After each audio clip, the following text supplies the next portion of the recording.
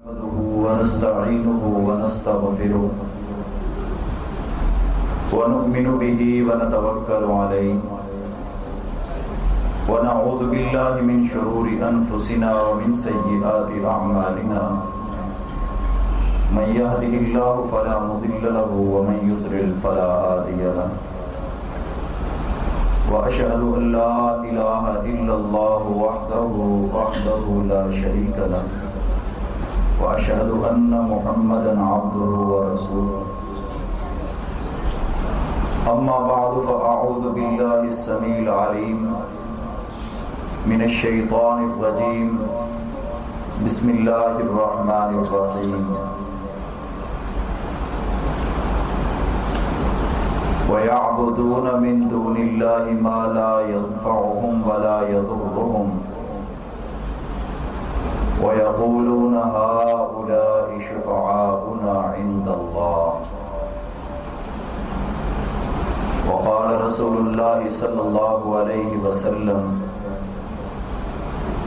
من مات وهو يعلم أنه لا إله إلا الله دخل الجنة.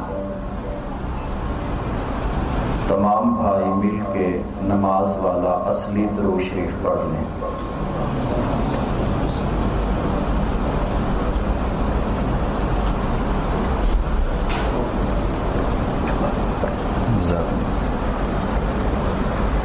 اللهم صل على محمد وعلى آل محمد كما صليت على إبراهيم وعلى آل إبراهيم إنك حميد مجيد. اللهم بارك على محمد وعلى آل محمد كما باركت على إبراهيم وعلى آل إبراهيم إنك حميد مجيد. رب اشرح لي صدري ويسر لي أمري واحلل عقدة من لساني يفقهوا قولي. رب زدنی علما رب زدنی علما اللہم رب زدنی علما. حضرات گرامی،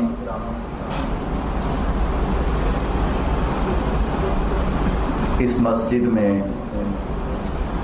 میری پہلی تقریر ہے، تو میں نے سوچا انبیاء کی پہلی تقریر اور پہلا واعظ بھی توحید تھا اور مسجد کا نام بھی توحید ہے.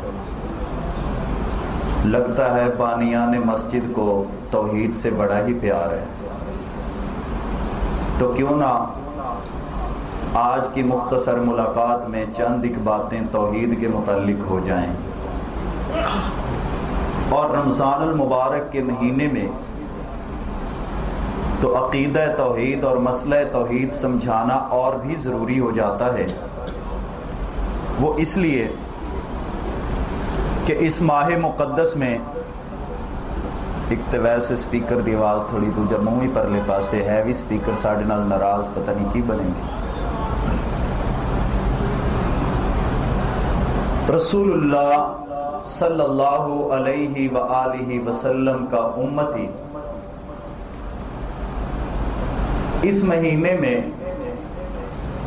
نیکیوں کے انبار لگا دیتا ہے. یہ روزے رکھتا ہے، قیام کرتا ہے، تراویح پڑھتا ہے، تلاوت قرآن کرتا ہے، مختلف قسم کی نیکیاں سر انجام دیتا ہے.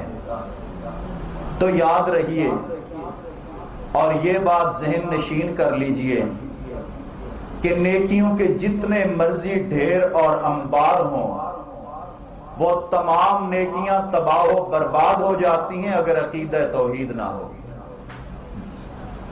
اور نیکی تھوڑی ہی کیوں نہ ہو، اگر عقیدہ توحید ہے تو اس نیکی کو اللہ رب ذوالجلال بڑھاتے رہتے ہیں. وہ میری اور آپ کی نجات کا ذریعہ بن جاتا ہے. حضرات گرامی، عقیدہ توحید ہی وہ مسئلہ ہے، وہ عقیدہ ہے کہ میرے مصطفیٰ علیہ السلام سے صدیقہ کائنات نے سوال کیا، اللہ کے رسول ابن جدعان بہت بڑا نیک آدمی تھا. نیک کیا مطلب؟ کہ لوگوں کے ساتھ حسن سلوک کیا کرتا تھا، رفاہی کام بہت زیادہ کیا کرتا تھا، لوگوں کے ساتھ اس کی اچھائی اور نیکی بہت زیادہ تھی، بہت زیادہ حج کیے تھے، لوگوں کو پانی پلایا کرتا تھا۔ اللہ کے رسول صلی اللہ علیہ وسلم اس نے جو اتنے عمل کیے ہیں، تو کیا ابن جدعان جنت میں جائے گا؟ رسول اللہ صلی اللہ علیہ وآلہ وسلم نے ارشاد فرمایا، عائشہ نہیں، وہ جنت میں نہیں جائے گا۔ کیوں؟ کیونکہ ابن جدعان کے پاس عمل تو تھے لیکن عقیدہ توحید نہیں تھا۔ لہذا کسی بھی عمل کی قبولیت کے لیے عقیدہ توحید ضروری ہے۔ توحید کیا ہے؟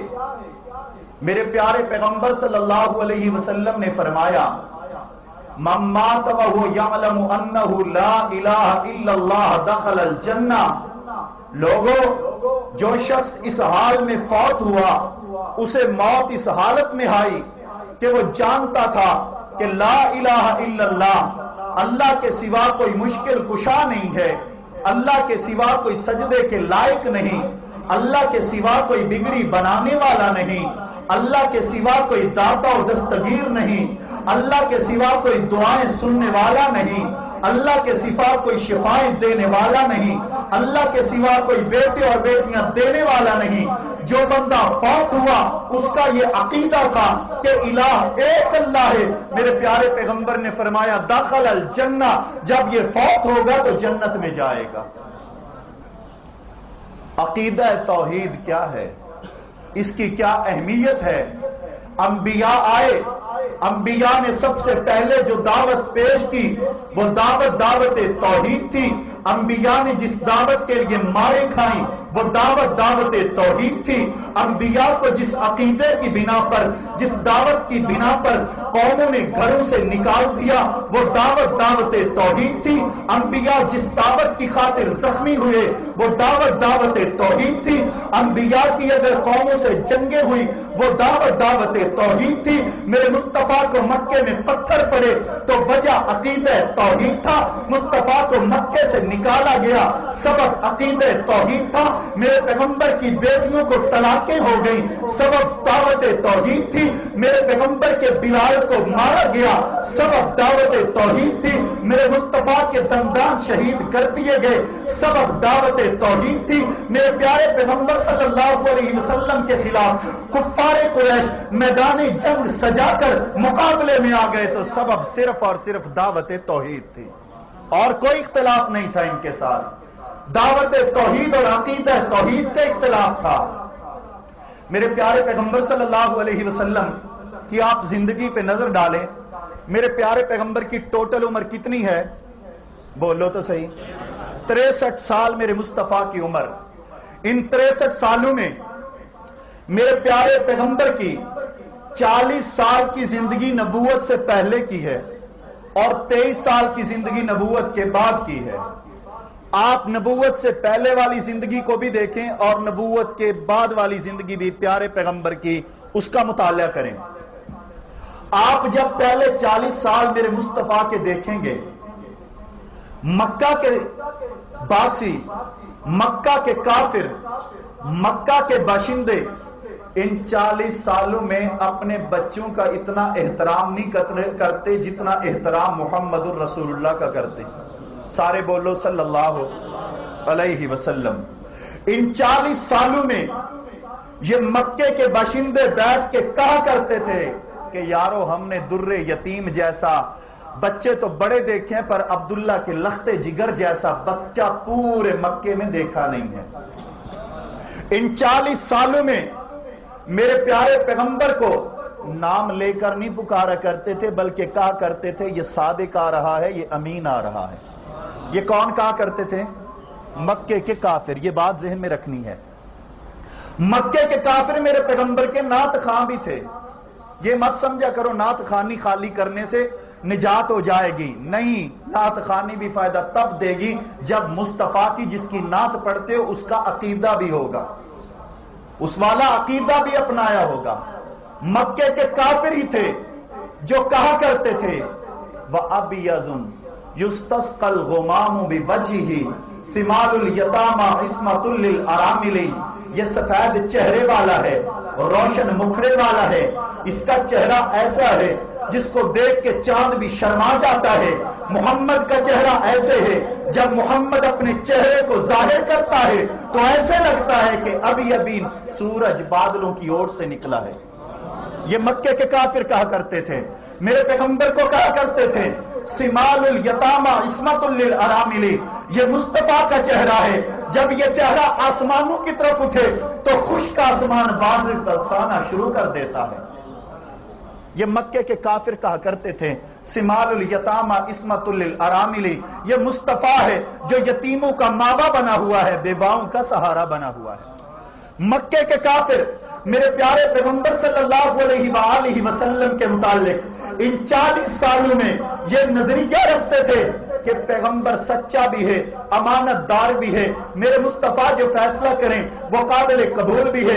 मेरे पैगंबर को अमीन इस तरह समझते थे कि अपनी अमानतें, अपने सोना, अपना चांदी मेरे मुस्तफा के पास अमानत रखा करते थे। अपनी जात पे इतना यकीन नहीं था, अपने अकीदे वालों के ऊपर इतना यकीन नहीं था, अपने माँ बाप के ऊपर इस कदर यकीन नहीं था, अपने घर वालों के ऊपर इस कदर यकीन नहीं था जिस कदर यकीन इन्हें मोहम्मद पर था सल्लल्लाहु अलैहि वसल्लम। मेरे प्यारे पैगंबर मुहम्मदुर रसूलुल्लाह सल्लल्लाहु अलैहि वसल्लम को अमीन भी समझा करते थे, जज भी माना करते थे। आपने वो मशहूर वाकया पढ़ा होगा, सुना होगा कि जिस वक्त बैतुल्लाह तामीर हो रहा है, ये मक्के के बासी बैतुल्लाह तामीर कर रहे हैं, शर्त लगाई कि हलाल माल के साथ तामीर करनी है, हराम माल का 1 टका भी शामिल नहीं करना।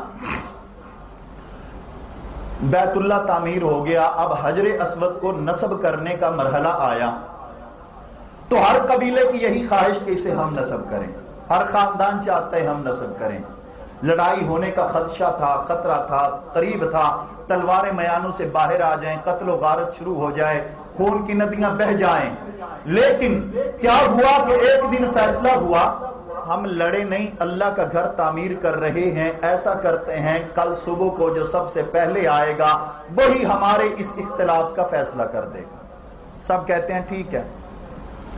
जब सुबह आए तो सब ने पहले देखा कि सबसे पहले बैतुल्लाह के अंदर तशरीफ लाने वाले थे मोहम्मद सल्लल्लाहु अलैहि वसल्लम। अल्लाह के पैगंबर, ये 40 साल पहले की जिंदगी है, नबूवत का दावा नहीं, नबूवत का ऐलान नहीं किया। मेरे पैगंबर तशरीफ लाए, मक्का के बासी कहने लगे हाजल अमीन रजीना, कि ये जो आया है ना ये वो मोहम्मद है जिसको हम सादिक कहते हैं, ये वो मोहम्मद है जो अमीन है, रजीना ये जो भी फैसला करेगा हमें मंजूर है।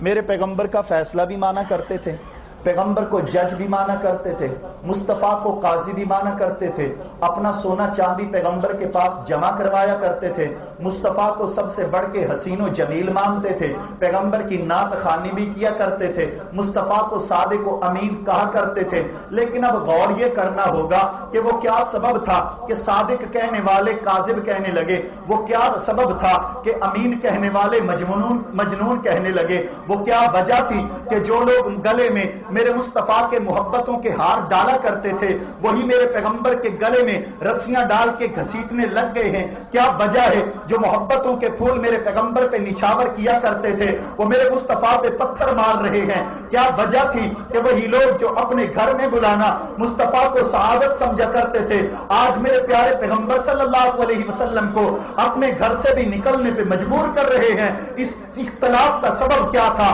कि वो लोग मेरे पैगंबर की जान के दुश्मन बन गए, मुस्तफा के दंदान शहीद करने लगे, मेरे पैगंबर की बच्चियों को तलाकें हो गई, मेरे पैगंबर की सुमैया के 2 टुकड़े कर दिए गए, मेरे प्यारे पैगंबर की जुन्नैरा को काट दिया गया, मेरे मुस्तफा अलैहिस्सलातु वस्सलाम के खुबैब और खब्बाब को जुल्म और तशद्दुद का निशाना बनाया गया, मेरे प्यारे पैगंबर के खब्बाब को सूली पे चढ़ा दिया गया, मेरे मुस्तफा के यारों को मक्के से निकाल दिया गया, मेरे पैगंबर के जानिसारों को दहकते हुए अंगारों पे लिटा दिया गया, گیا، پیغمبر کے دیوانوں کو تپتی دیگوں کے اندر پھینک دیا گیا، میرے پیارے پیغمبر کے دیوانوں کو، کلمہ پڑھنے والوں کو قتل کر دیا گیا، سولی پہ لٹکایا گیا، قتل کیا گیا، شہید کیا گیا، تلواریں چلائی گئی، نیزے چلائے گئے، انہیں کاٹا بھی گیا، ان کے ٹکڑے بھی کیے گئے۔ اختلاف کیا تھا کہ حضرات گرامی وہ کیا وجہ تھی؟ میرے مصطفیٰ علیہ السلام کا ایک پیارا میرے پیغمبر سے پیار کرنے والا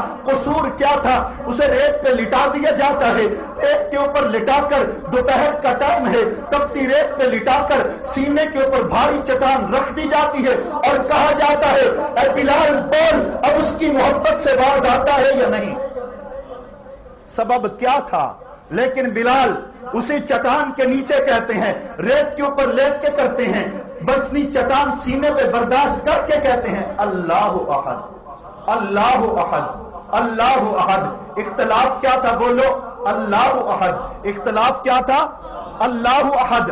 سبب اختلاف کیا تھا؟ اللہ احد۔ پیغمبر کو نکالنے کا سبب کیا تھا؟ اللہ احد۔ میرے پیغمبر کو ہجرت پہ مجبور کرنے کا سبب کیا تھا؟ اللہ احد۔ میرے پیغمبر سے لڑائیوں کا سبب کیا تھا؟ اللہ احد۔ میرے پیغمبر پہ ظلم اور تشدد کرنے کا سبب کیا تھا؟ اللہ احد۔ بلال چھوڑو گے؟ کہنے لگا نہیں میں کبھی نہیں چھوڑ سکتا۔ کہنے لگے اب تو باز آئے گا نا، پیچھے ریت تپتی ہوئی، اوپر چٹان بھاری، اب تو باز آئے گا۔ لیکن بلال کی کیفیت کیا ہے؟ وہ آستانہ چھٹا تجھ سے ایک دم کے لیے، کس کے شوق میں تم رہے ستم کے لیے۔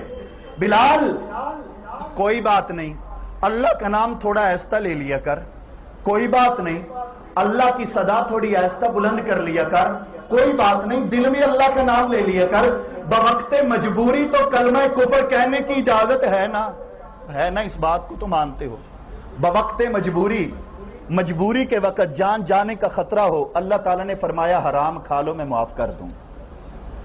مجبوری کے وقت جان بچانے کے لیے حرام کھا لو اللہ معاف کر دے گا۔ مجبوری کے وقت اگر کلمہ کفر کوئی جان بچانے کے لیے زبان سے نکال دے، اللہ فرماتے ہیں معاف کر دوں گا۔ بلال تم بھی جب ان کے ظلم سہتے ہو، جب دہتے انگاروں پہ لیٹتے ہو، جب تپتی ریت پہ گھسیٹے جاتے ہو، جب گلے میں پٹا ڈالا جاتا ہے، جب تمہارے سینے کے اوپر بھاری چٹان رکھ دی جاتی ہے، تو کوئی نہیں، یہ ظلم دور کرنے کے لیے، ان کی مصیبتوں سے نجات پانے کے لیے تم اللہ کا نام آہستہ کہہ لیا کرو۔ لیکن بلال کیا کہتے ہیں؟ کہتے ہیں جفا جو پیار میں ہوتی ہے وہ جفا ہی نہیں، ستم نہ ہو تو محبت میں کچھ مزہ ہی نہیں۔ بلال کہتے ہیں اللہ احد، اللہ احد، اللہ احد۔ بلال کی زبان سے یہ صدائیں جاری ہیں۔ حضرات اب غور کیجئے، کیا مکہ والے اور میرے مصطفیٰ کا، صحابہ کا اختلاف یہ تھا کہ مکہ کے لوگ اللہ کا وجود نہیں مانتے تھے، اللہ کی ذات نہیں مانتے تھے، میرے پیغمبر ان سے اللہ کی ذات منوانا چاہتے تھے؟ اختلاف یہ تھا۔ اللہ کو مکے والے مانتے تھے کہ نہیں مانتے تھے؟ بولو تو صحیح تھوڑے تھے۔ ماشاءاللہ آپ بڑے علمی، سائنسی، سب کچھ جو ہے نا مل جل کے اتنے قیمتی درس اور جمعے سنتے ہیں تو بڑے ذہین ہو چکے ہوں گے۔ یہ بتائیں کہ مکہ والے اللہ کی ذات کو مانتے تھے کہ نہیں؟ سب بولو مانتے تھے۔ مکے والے اللہ کی ذات کو نہ مانتے ہوتے تو کبھی مسجد حرام کو، کعبہ کو بیت اللہ نہ کہا کرتے، وہ کہا کرتے تھے بیت اللہ یعنی اللہ کا گھر۔ مکے والے اپنی اولادوں کا نام عبداللہ رکھا کرتے تھے، اللہ کا بندہ۔ اگر اللہ کو نہ مانتے ہوتے تو کبھی وہ اپنی اولاد کا نام عبداللہ نہ رکھتے۔ کیا مکے والے اللہ کو رازق نہیں سمجھتے تھے؟ اللہ کو رازق بھی سمجھتے تھے۔ قُلْ مَنْ يَرْزُقُكُم مِّنَ السَّمَاءِ وَالْأَرْضِ۔ میرے پیغمبر ان مکے والوں سے پوچھیں، مکہ کے کافروں سے پوچھیں، مَنْ يَرْزُقُكُم مِّنَ السَّمَاءِ وَالْأَرْضِ، تمہیں آسمان و زمین سے رزق دینے والا کون ہے؟ میرے پیغمبر ان سے پوچھیں، اَمَّنْ يَمْلِكُ السَّمْعَ وَالْأَبْصَارَ، سماعتوں کا مالک کون ہے؟ بصارتوں کا مالک کون ہے؟ آنکھوں کا مالک کون ہے؟ کانوں کا مالک کون ہے؟ میرے پیغمبر ان سے پوچھیں وَمَن يُخْرِجُ الْحَيَّ مِنَ الْمَيِّتِ وَمَن يُخْرِجُ الْمَيِّتَ مِنَ الْحَيِّ، زندہ کو مردہ سے کون نکالتا ہے، مردہ کو زندہ سے کون نکالتا ہے؟ میرے پیغمبر ان سے پوچھیں وَمَن يُدَبِّرُ الْأَمْرِ، پوری کائنات کی تدبیر کون کرتا ہے، پوری کائنات کو کون چلاتا ہے، روزی کون دیتا ہے، روٹی کون دیتا ہے، کھانا کون کھلاتا ہے، اولادیں کون دیتا ہے، رات کو دن کے بعد، دن کو رات کے بعد کون لے کے آتا ہے، سمندر کون چلاتا ہے، پانی کون بہاتا ہے، درخت کون اگاتا ہے، پہاڑ کون لگاتا ہے؟ میرے پیغمبر ان سے پوچھئے مردہ کو زندہ سے کون نکالتا ہے، زندہ کو مردہ سے کون نکالتا ہے؟ میرے پیغمبر ان سے پوچھئے وَمَن يُدَبِّرُ الْأَمْرِ، پوری کائنات کی تدبیر کون کرتا ہے؟ میرے پیغمبر کن سے پوچھیں؟ مسجد توحید والوں سے نہیں، اہل حدیث سے نہیں، دیوبندی سے نہیں، کسی بریلوی سے نہیں، کسی شیعہ سے نہیں، کسی وہابی سے نہیں، کسی کلمہ پڑھنے والے سے نہیں، کن سے پوچھیں؟ مکہ کے کافروں سے پوچھیں۔ اللہ پوچھتا ہوں، میرے پیغمبر جب پوچھیں گے فَسَيَقُولُونَ اللَّهُ، تو مکہ کے کافر کہیں گے یہ سب کچھ کرنے والا کون ہے؟ اللہ۔ یہ کون کہیں گے؟ مکہ کے کافر کہیں گے، مکہ کے کافر کہیں گے رزق دینے والا اللہ، سماعتوں کا مالک اللہ، بصارتوں کا مالک اللہ، کائنات کی تدبیر کرنے والا اللہ، زمین بچھانے والا اللہ، آسمان سجانے والا اللہ، بارشیں برسانے والا اللہ، پانی بہانے والا اللہ، درخت اگانے والا اللہ، سمندر چلانے والا اللہ، مردے کو زندہ اور زندہ سے مردہ نکالنے والا اللہ، بیٹے دینے والا اللہ، بیٹیاں دینے والا اللہ۔ میرے پیغمبر ان سے پوچھیں کائنات کی تدبیر کرنے والا، یہ کہیں گے اللہ۔ اللہ پھر مشرک کیوں؟ اور یہ وہ کہتے تھے، وہ یہ پتہ کیا کہتے ہیں؟ ان سے پوچھیں، یہ کہیں گے ذی تصرف بھی ہے، مختار بھی ہے، معزون بھی ہے۔ سمجھ آ رہی ہے بات؟ ذی تصرف بھی ہے، مختار بھی ہے، معزون بھی ہے، کار عالم کا، کار عالم کا مدبر بھی ہے، عبد القادر۔ آپ کو لگتا ہے سمجھ نہیں آئی؟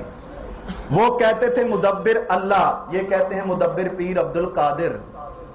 وہ کہتے تھے مدبر اللہ، یہ کہتے ہیں مدبر پیر عبد القادر۔ وہ کہتے تھے رزق دینے والا کون؟ بولو کون کہتے تھے؟ مکہ کے کافر کے رزق دینے والا کون؟ اللہ۔ یہ کیا کہتا ہے؟ جہاں سے رزق بندوں میں خدا تقسیم کرتا ہے وہاں پر دیکھی ہے میں نے کلائی اپنے خواجہ کی۔ وہ کہتے تھے رزق دینے والا اللہ، روٹی دینے والا اللہ، کائنات کی تدبیر کرنے والا اللہ، آسمان و زمین کو بچھانے والا اللہ۔ یہ کہتے تھے نہیں، رزق دینے والا خواجہ مدبر پیر عبد القادر۔ اللہ وہ اتنا عقیدہ مانتے تھے، تجھے اتنا مانتے تھے، وہ پھر بھی مشرک؟ اللہ کہتے ہیں ہاں مشرک۔ کیوں؟ کیوں؟ ان کے عقیدے میں خرابی کیا تھی؟ وَيَعْبُدُونَ مِن دُونِ اللَّهِ، جو آیت میں نے خطبہ میں پڑھی تھی، وَيَعْبُدُونَ مِن دُونِ اللَّهِ مَا لَا يَنْفَعُهُمْ وَلَا يَضُرُّهُمْ۔ میرے مصطفیٰ اللہ کے علاوہ یہ عبادت کرتے ہیں ان کی جو نہ انہیں نفع دے سکتے ہیں نہ نقصان دے سکتے ہیں۔ وہ مانتے تھے نہ یہ نفع دے سکتے ہیں نہ یہ نقصان دے سکتے ہیں، نفع کے مالک بھی نہیں، نقصان کے مالک بھی نہیں۔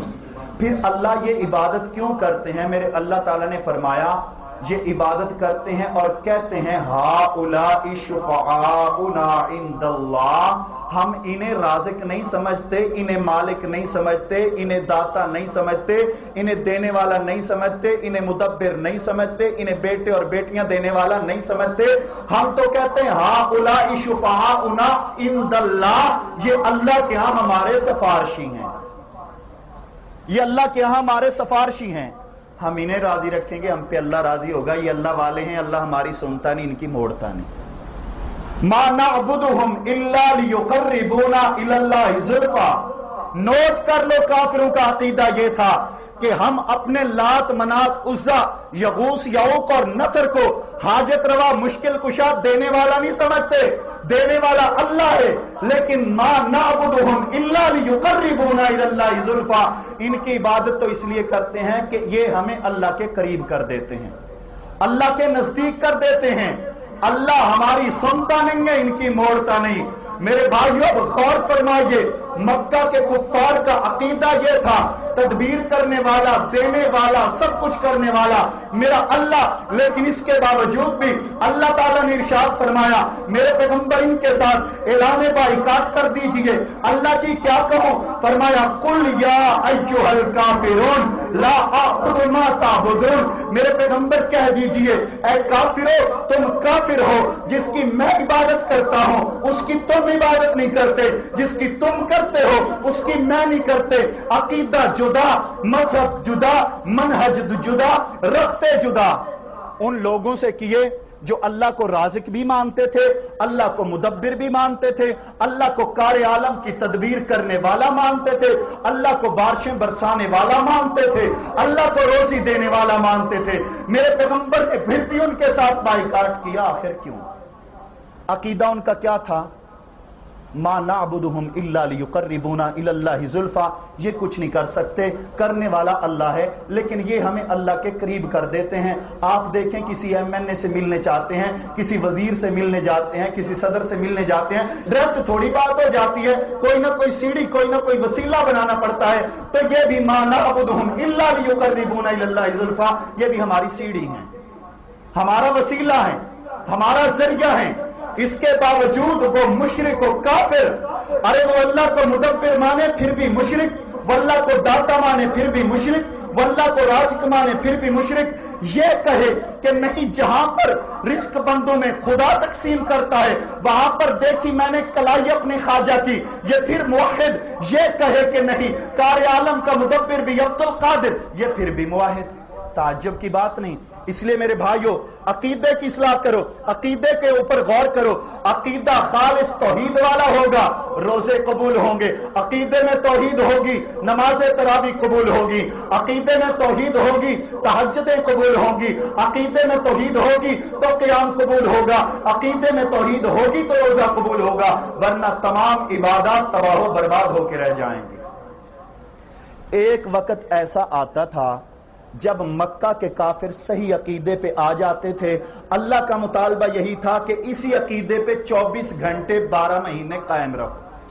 وہ عقیدہ کب درست ہوتا تھا ان کا؟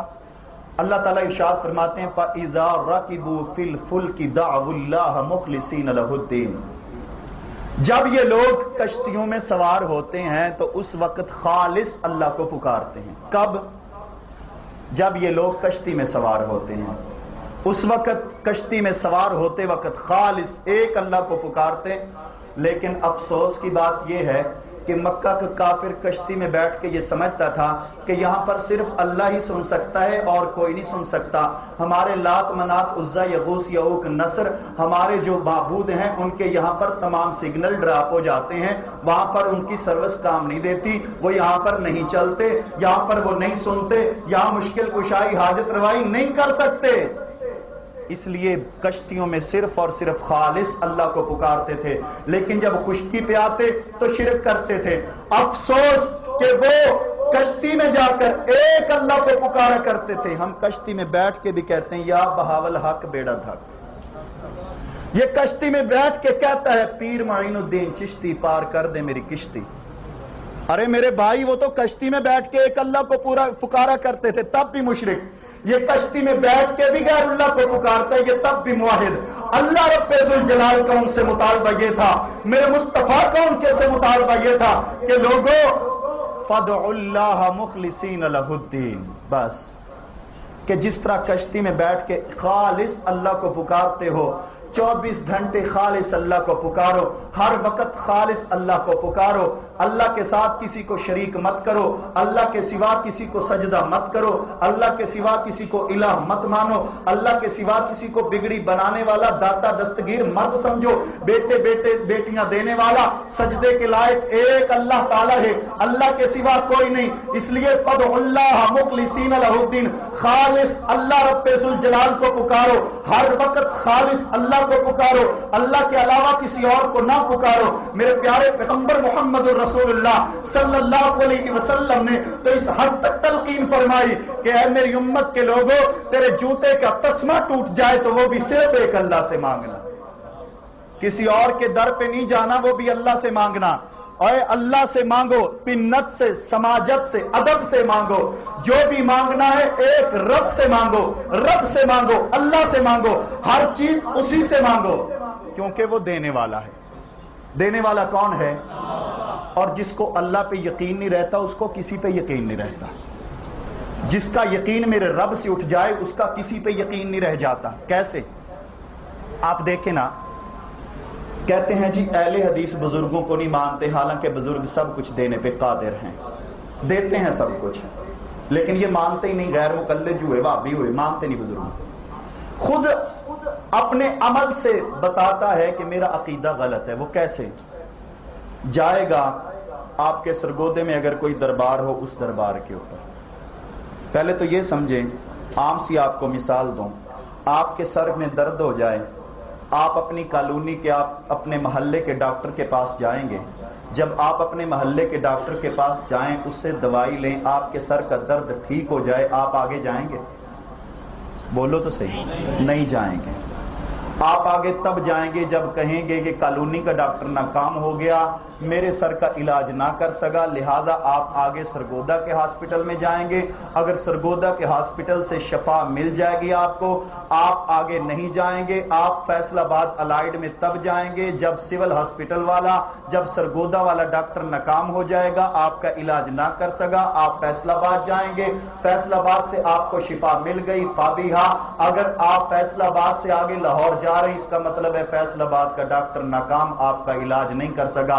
मुशरिक का भी यही हाल है, ये सरगोदा जाएगा, अगर सरगोदा वाला बाबा तेरी मुश्किल हल कर देता, तुझे फैसलाबाद क्यों जाना पड़ता? जब तू फैसलाबाद गया, तूने बताया कि सरगोदे वाला मुश्किल कुशा नाकाम हो गया, मैं फैसलाबाद आया। फैसलाबाद वाली तूड़ी बूरी सरकार, वो जनाब अगर तेरी मुश्किल हल कर देती, तू लाहौर ना जाता। लेकिन जब तू लाहौर गया, तूने बतलाया कि फैसलाबाद वाला नाकाम है, ये मुश्किल कुशा नहीं हो सकता, लिहाजा तू लाहौर गया।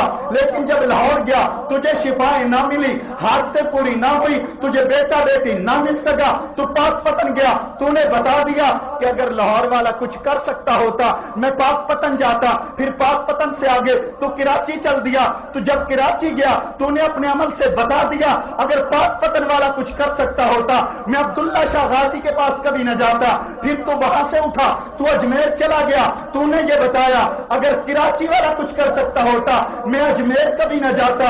अजमेर से तू आगे गया, तूने दर दर की खाक छानी, दर दर के मज़ार के ऊपर माथा रगड़ा, कभी तेरे दर, कभी मेरे दर, कभी उसके दर, कभी इसके दर, कभी दर बदर।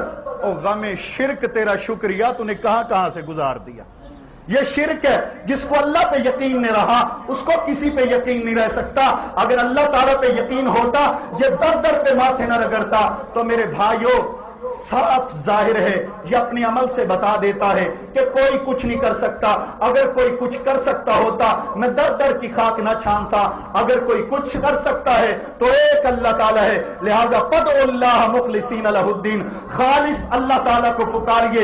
यही मुतालबा 5 वक्त की नमाज में हमसे अल्लाह ताला करता है कि लोगों अकीदा ये बनाओ, इय्याका नअबुदु व इय्याका नस्तईन। इबादत तेरी, जिस्म इबादत, बदनी इबादत, माली इबादत, جتنی بھی عبادتیں ہیں اے اللہ ساری کی ساری تیرے لیے، وَإِيَّاكَ نَسْتَعِينُ، اور میرے مالک تعاون بھی تو کرنے والا، مدد تو کرنے والا، نصرت تو کرنے والا، مشکل حل تو کرنے والا۔ یہی مطالبہ ہے اللہ کے قرآن سے ہم سے، یہی مطالبہ ہے سرور کونین کا ہم سے، یہی مطالبہ ہے اللہ رب ذوالجلال کا ہم سے۔ اللہ تعالیٰ سے دعا ہے کہ اللہ تعالیٰ ہمیں صحیح عقیدہ توحید نصیب فرمائے تاکہ ہم جو بھی نیکی کریں وہ اللہ تعالیٰ کے ہاں قابل قبول ہو۔ آمین ثم آمین، وأقول قولی ھذا وأستغفر اللہ لی ولکم۔